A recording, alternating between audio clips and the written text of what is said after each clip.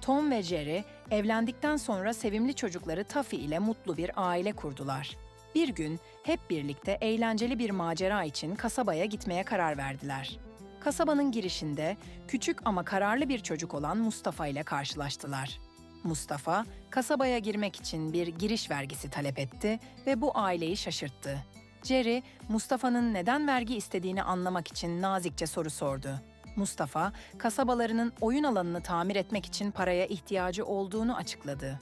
Tom ve Jerry yardım etmeye karar verdiler ve vergi yerine oyun alanını tamir ettiler. Taffy, yeni tamir edilen salıncakta kahkahalar atarak sallanırken herkes gülümsüyordu. Kasabanın çocukları artık güvenli ve eğlenceli oyun alanlarına kavuştukları için çok sevindiler.